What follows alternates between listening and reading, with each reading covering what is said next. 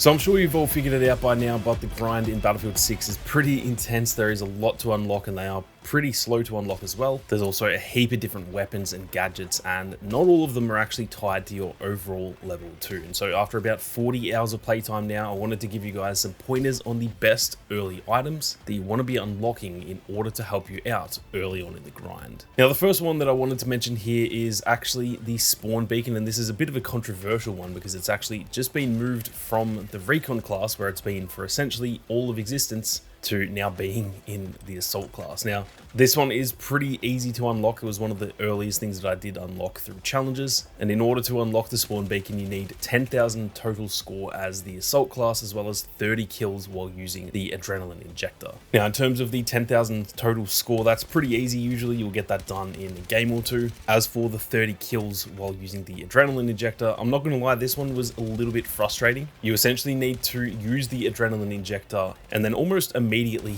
get a kill afterwards, and you need to do that 30 times over. So this one can be kind of frustrating. It's not overly hard, it's just to do with the timing. The length of time that adrenaline injector is actually active isn't very long at all. So once you use it, you kind of need to get a kill pretty damn quick afterwards. If you know you're about to round a corner, for example, and you know there's going to be enemies there, that's the time you want to pop it, but you don't want to be popping it too early because it will actually run out by the time you get those kills. The spawn beacon is an absolute beast of a gadget for getting behind enemy lines and sort of ensuring that you and your squad can spawn close to objectives. If there's games where maybe the rest of your team isn't really doing all that much and you're getting absolutely stomped, well, if you can pull off a really good flank and then put this spawn beacon near an objective, that is going to help you a lot when it comes to retaking those objectives. If you retake it and then the enemy team comes along and kills you, well, you know that you can respawn nearby and you can get back there and defend it easily. So do not sleep on the spawn beacon. I know it's a bit weird because it's no longer in the recon class, but that doesn't take away how good this gadget can be.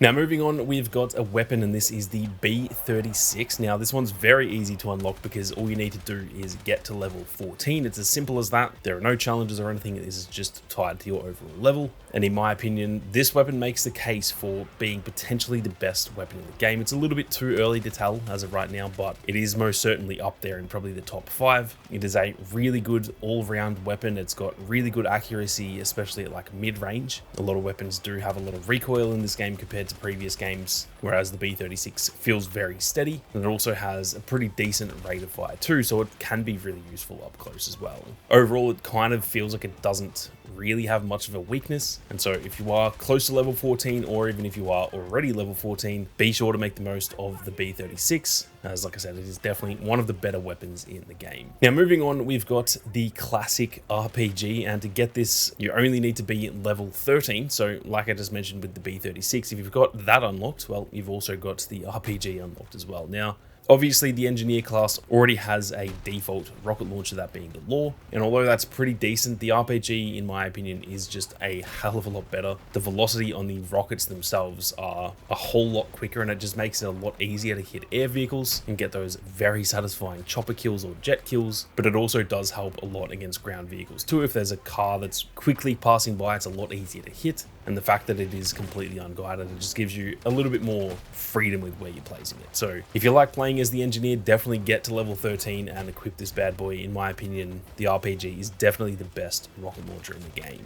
Now, before we go any further, I mentioned this in my previous video, but I am actually going to be starting a top 5 play series for Battlefield 6 beginning in Season 1. And so if you guys are capturing any good clips, there is a submission link in the description of this video and all videos moving forward. It's easy to fill out. It'll only take you probably a minute to fill out, and you can be entered into a chance to be shown on that top 5 play series, where the winners of each season I'm going to be giving away battle passes and potentially some merch. So be sure to submit those clips. Realistically, the earlier you submit them, the higher your chances of actually getting featured in Season 1.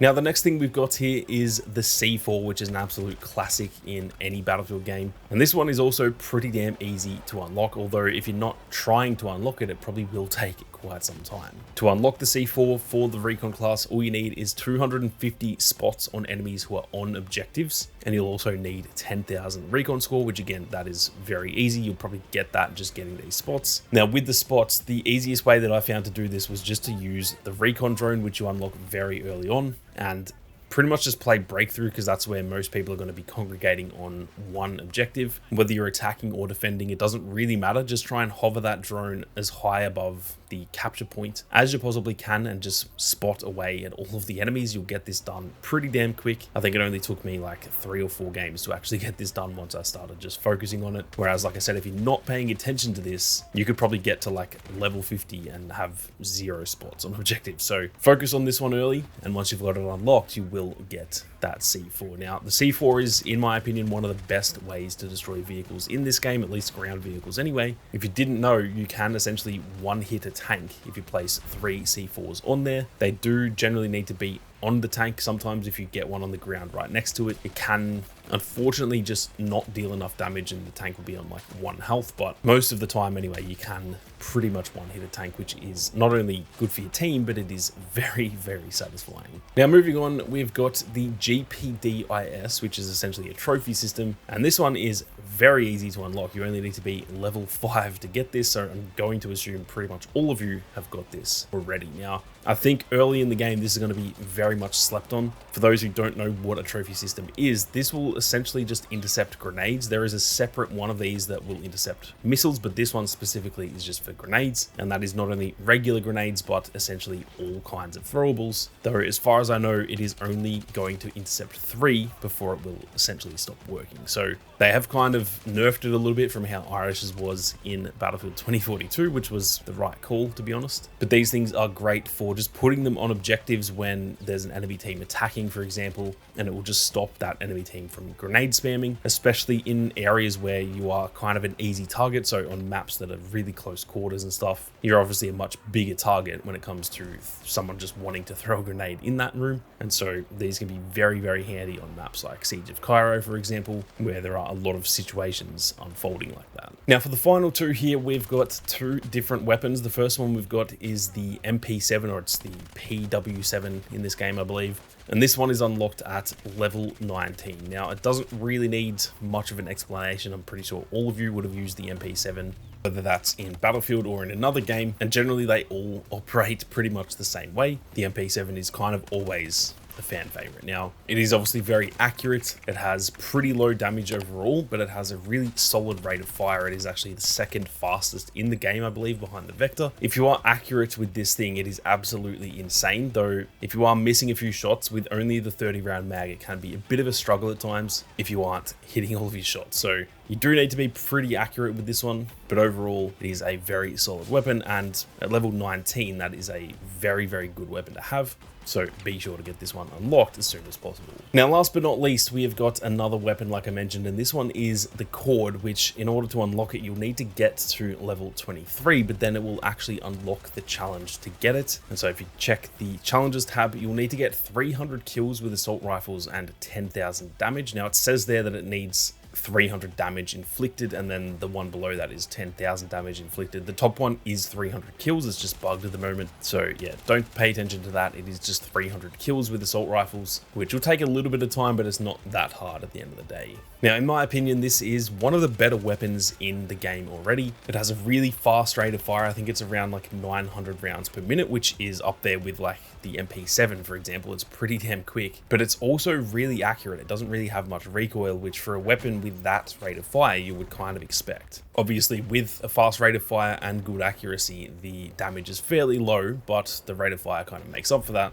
And so this is definitely a very solid weapon to unlock. It's probably one of the best weapons that I've used so far. I would have this potentially in the top 5 or so weapons in the game, just like I mentioned for the B36, though it is probably a little bit more situational. It's not as good at range, but if you're playing on maps that are fairly close quarters and you don't really want to run like a shotgun or an SMG, well, this is a very, very good option. But that is it for some of the best early stuff you want to be unlocking in Battlefield 6, guys. There is plenty more content on the way like this. I'm going to be going through some of the best weapons in the game, as well as an actual leveling guide. I'm still sort of working on that because I think I've found a pretty insane way to level up, so keep your eyes peeled for that. But I want to do a little bit more testing first, and overall there's just a lot of content on the way. So if you guys are new to the channel, be sure to hit that subscribe button to make sure you don't miss out. But with that being said, thank you all very much for watching. You guys have a great day, and I'll see you all out there on the battlefield.